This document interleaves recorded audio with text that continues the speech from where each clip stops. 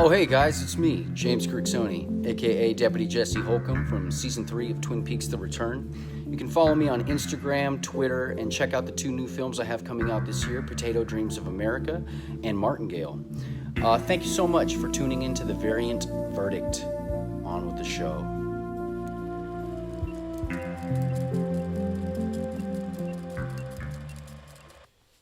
Thank you, James, for that lead-in, and thank you guys for watching. This is episode 16 of The Variant Verdict. My name is Joshua Onimus. Sean Kelly. And tonight's episode is about the new DC film that's been highly anticipated, kind of a semi-follow-up to the Suicide Squad. Yep. This is Birds of Prey and the fantabulous emancipation of one Harley Quinn. So we'll just kind of jump right into it. What is this movie kind of about? What's the plot? It feels like this movie does take a couple of plots from other things where the basic bare bones plot story, without giving out too much spoilers at the moment, is you have Harley Quinn, who goes ahead and breaks up with the Joker. And off screen, obviously, the movie's already started with that. Now, the main issue that we come across, it's a diamond hunt. There is somebody by means of, all these different... Wait, you're getting a little ahead. Let's just start off right away. We know Jared Leto was highly received in the Suicide Squad, so we'll start off by saying it seems like DC immediately rectifies this film, and if it's not obvious by the title, Jared Leto is not in this film. No. The Joker is kind of... It starts off with her immediately being broken up by the Joker. It seems like it was his idea, and yeah. So this is kind of in a bare bones. It's her journey to discover herself sans Joker, without him. Because she says in the film at some point, a Harley Quinn serves a master at all times. So this is kind of her fleeting and being on her own. And that goes to what you were saying with the diamond. I just wanted to put that in perspective because the plot kicks off with the immediate breakup of Harley Quinn, her emancipation, quote unquote, from love, from the Clown Prince of Darkness. This is her first time on her own. True, yes. But I mean, that is all, like I said, this even takes place off screen. This isn't something you're seeing. But no, ultimately, this is one of those, there's a diamond and everyone and their mother is trying to find it, and Harley is caught in the middle of it all and trying to help, keep the girl while she herself is being hunted. So there's just... And Harley's in a bit of a different predicament in this film than she was last time we saw her. In this predicament, not only is she broken up with Joker, but she loses the protection of being married or, with the Joker. Every, crime lord, every bad person in Gotham wouldn't dare cross Harley Quinn simply because of her association with the Joker, and that's where this film's a little different. Yeah. It seems like once word gets out that the two of them have split, all of her enemies resurface to try to get revenge. Exactly. Anyone who's always wanted to kill her now feels like they can because the Joker isn't protecting her anymore, so it's game on. Yeah, exactly. So, throughout the film there is... She goes through these perilous situations that she's got to kind of get herself out of because everything starts to kind of steamroll and catch up to her from her past. Plus, let's get into the Black Mask. Well, before we go ahead and go over the whole story for everybody, let's go into say some specific characters. So before Black Mask, what do you think about Margot Robbie and just Harley Quinn? I think when Suicide Squad came out, she was the standout of that movie. I'm outspokenly disliked that movie very much. Yeah, I wasn't a big fan. So yeah, when that came out, I felt like she was the one saving grace of the film. Will Smith was good too. Yeah, Will Smith was okay. But I still think Margot Robbie was a real standout, and the fact that she was put next to the Joker to be in the Suicide Squad is a way to introduce probably the most iconic villain, arguably, in DC Comics history. And done so poorly that by comparison, people remembered her and not Jared Leto. I mean, the only thing you remember about Jared Leto was how awful he portrayed him, but no one's talking about that performance. Yeah, no, exactly. So I think she's the highlight of this. She looks like she's having a ton of fun. Mm-hmm. This looks like it's going to be Margot Robbie's vehicle as long as she's steering it in a good direction. No, I mean she hits Harley Quinn perfectly, I think, at this point. I don't see anybody else out there who can do it better, but at the same time, I've been proven wrong before and I'm awfully surprised. I mean, I'll say it. I mean, Heath Ledger as Joker, when I first heard about it, I thought it was going to ruin the whole movie, and boy, was I fucking wrong. But yeah, no. So Margot Robbie is Harley Quinn. Great job. Now, It's got a strong female cast. You have Yes. Rosie Perez, Mary Elizabeth Weinstein. Rosie Perez plays Renee Montoya, famous cop from the Batman comics. She's numerously mentioned throughout their series of Batman. And then you have the Huntress, played by Mary Elizabeth Winstead. If you've seen 10 Cloverfield Lane, Scott Pilgrim versus the World, she was from Run of Flowers. And then you have, I think her name's Janae Smollett Bell. She played Huntress. Or not Huntress, Black Canary. I'm sorry, Black Canary, yeah. I'm getting a little confused with my birds here. Yeah, and they all have a pretty decent performance. I would say my only gripe with the way that was done was it felt like, much to Suicide Squad's same issue, they spent a lot of time with introductions. Yeah. The audience being very familiar with Harley, you're willing to sit through like the first half hour of the film that's like really dedicated to Harley's flashbacks, backstories, her current situation, but it's super Harley centric, and that's okay. Yeah. The movie is, she's the main character per se. She is, yeah. But yeah, so that's where the other Birds of Prey, they're enjoyable when they have their time on screen, but they're not in it as much as I would have liked them they're to not be. as They're not as prominent. integral to the title as you would think they are. True. Like, to be honest, like, you really don't even see, like, the team. Do you feel like this movie could have become Harley Quinn in the fantabulous emancipation of the Birds of Prey? Because that's kind of what the movie feels Well, like, you don't, they're not together. There's no, like, team until the very end. So, yeah, I mean, like, they don't necessarily go by that moniker. yeah, so it's throughout not the like film, halfway even. through the movie, now they're the Birds of Prey, and then they're doing with their thing. Like, Yeah, it's not even... This movie is just created. It's kind of like a team origin film, but yeah. Harley Quinn still is the main character, so it's a really odd parallel. No, it is, considering I don't know the comics too well, but Harley came in way later, where in this, it's almost like she was a part of the beginning. And it's, I mean... And for those that don't know, Harley Quinn actually started off on the animated series as her first appearance, the Batman, and then she went into the comic books as an animated series adaptation from the comics. Then eventually she was written into actual, she was already DC continuity, I guess, but into the plain, DC published storylines, not the ones based off the comic or the animated show. But not to get too distracted, we have most of the cast primarily strong female actresses, right? Yes. Not like when I say strong, because these girls kick ass. The time they're on screen, they're flipping. Fucking choreography is intense in this movie.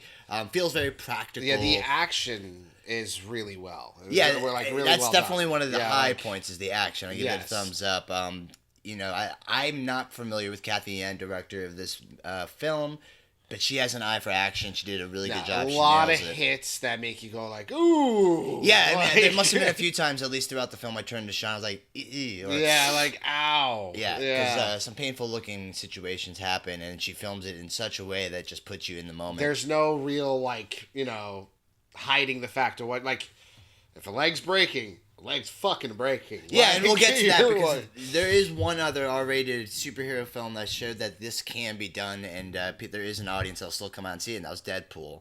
Deadpool 2 as well. So yeah. it kind of...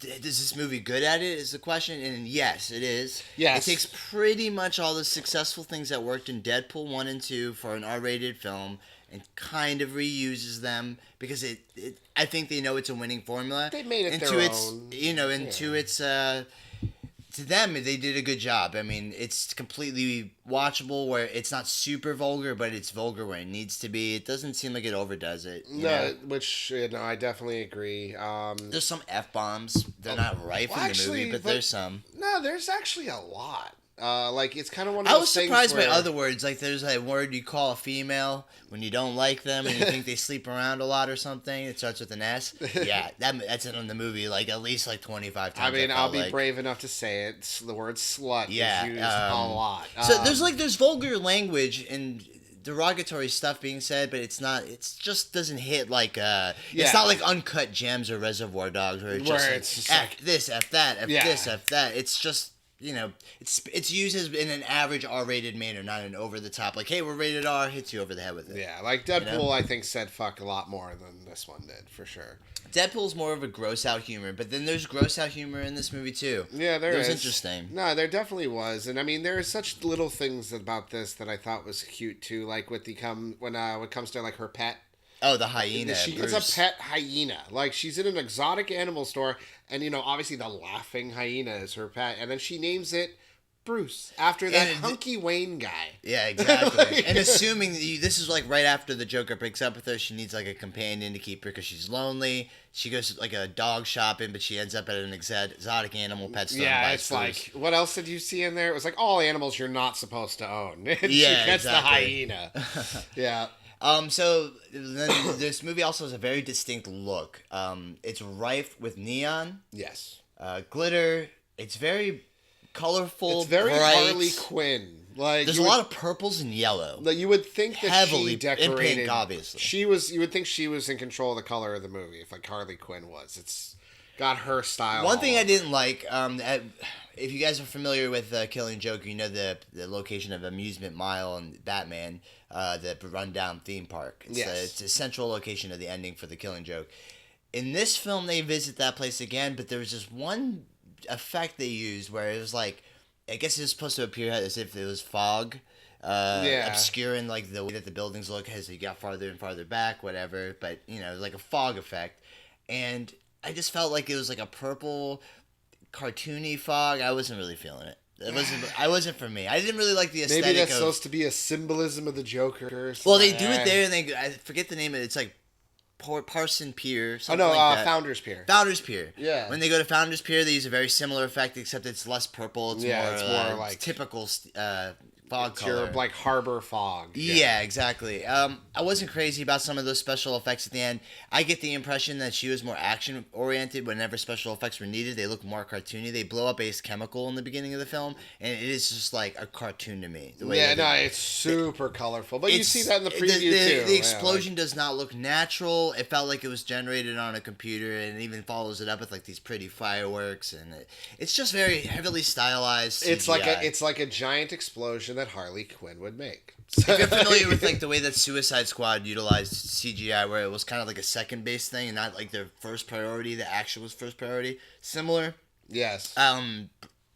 Like the weird smoke effect I wasn't crazy about.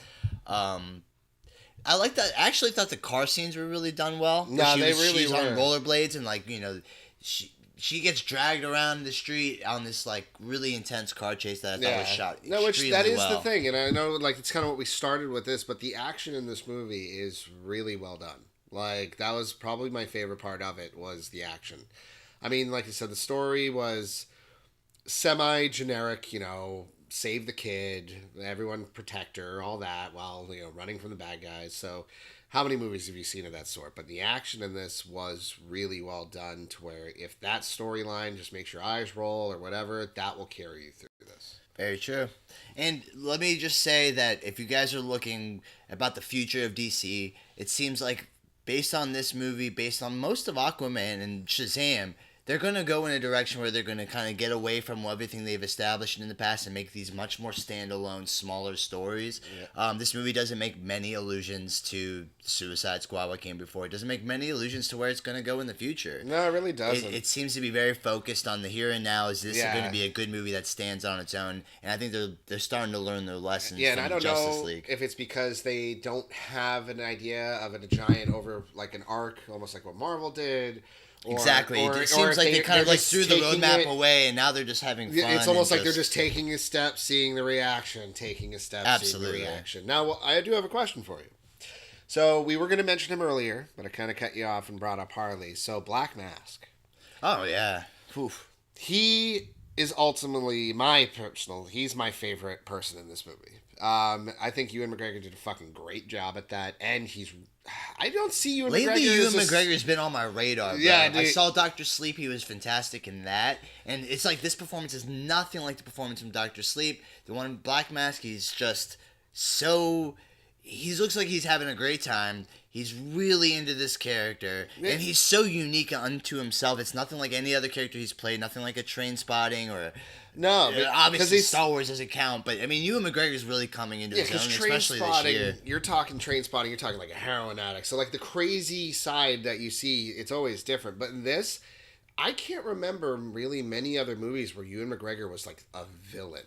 Like he wasn't like just your crazy guy. He was like a mob boss, like fucked up guy. My only disappointment in this is that rather than giving him a circle that can continue going from this, it kind of made his full story arc throughout the film. In that it's unfortunate because it was something that if he had done the way that it was done, it could have kept going, and I would have been cool with him showing up in like Batman. a Batman movie or something. Yeah. I Cool. liked him enough that I didn't really want him to be a one and done villain, and that's really the movie does treat him as a one and done. It does. He's not coming back. Yeah, he's not coming back. But don't worry, when you see what happens, you'll like it. I did anyway. That was a different. And here's the thing: the nice stakes surprise. aren't super high. This is just a guy that wants to get Harley Quinn. He's not out to blow up the general public. Don't forget, but he it's about that diamond. Because if he does does get that diamond, he pretty inherits much a massive fortune. Which, by the way, guys, we haven't said, but the diamond holds like an encrypted code to get into like a bank account. A bank account that has like a fortune left over from like a mob family that was like the highest. It was pretty much if he got the bank, if he got the money from inside that diamond, the code, he would have been unstoppable. Yeah, like, he would have had enough money to create like the most perfect empire to rule Gotham, essentially. Exactly. So like there was a stake at him, but nothing that was like physically tangent in front of you kind of stake. So he's a villain of the week, guys. That's the problem with him. Other than that, he was great. I wanted more of him. That's the only problem is that I probably won't see him again. No, I mean, you're not gonna. So, but yeah, no, I think that he was good. And now that you brought up like having him in a future Batman, fuck. Like you should have. Yeah, exactly. That's about the only thing. I mean, they didn't give. I wish they gave a little bit more time to Huntress. In fact, let me get back up a little bit. Just tell us, what did you like about it? What didn't you like about it? Do you recommend it? All right. What I liked about it, obviously, I've beat it to death already. The action. I think Ewan McGregor was great. I think Margot Robbie was great. You know, so there are good things in this. I enjoyed it. Good comedy. You know, it wasn't a movie that dragged ass at certain points. It was very fat, like relatively well paced. So there are good things. Things I didn't like about it. I'm not like a musical fan. So when that little like dance number happened, which you'll know what I mean when it happens. Like when there's just this thing where all of a sudden like it becomes a dance number, like a choreographed thing. And you get why, but shit like that always takes me out of it. So that would probably be like my least favorite part. But and as far as recommending it, yeah, I think this was a better movie than Suicide Squad. I mean, it's not the best DC movie or anything out there, but it's definitely worth a shot, and it deserves some love. This movie doesn't deserve to flop. In other words. I would say the best thing I thought about the movie, I would say, again, it's the action and Margot Robbie. Two best things about this, maybe amongst the two best things with Suicide Squad too, because I didn't really like that movie, but it had some decent action sequences in Margot Robbie. This has much better action than Suicide Squad. And this still trumps that by a good bit. So I will give it the action, and I'll give it Margot Robbie. As far as what I didn't like, it goes back to some of the really shitty CGI effects that DC's utilized in some of the previous films of the DCEU, and that goes to Suicide Squad, especially the purples. The neons and everything are okay, but I just couldn't get down with some of the special effects. They look so computerized, especially some of the explosions. None of that stuff was like practical effects. And I've seen it in a lot of big budget blockbuster movies recently. They're using practical explosions and things like that. So I guess they're blowing up Ace Chemicals, okay, so they can't do it. But the point is, it just didn't look very good. So that was my gripe. So do I recommend it? I absolutely do, because DC's getting in a direction now where these movies are starting to stand alone on their own. They're fixing those mistakes that Justice League made. I do recommend them now. If you were to have asked me, I don't know, a year and a half ago, I'd probably be more reluctant to. But now that these movies stand on their own, I think they're worth your time. They're good. They're much better films, I think, than they used to be. No, I definitely agree. And so definitely go ahead and check it out. We're definitely not going to say don't go see this movie. So, all right, I would say that goes ahead and wraps up this episode here of The Variant Verdict. So make sure you guys like. Do it. Comment. Do it. Share. Do it. And subscribe. Exactly. And thank you, James, for doing this video. You guys can follow James Grixoni at his Twitter and Instagram by that exact name. Thank you guys for watching. Have a good night. Good night.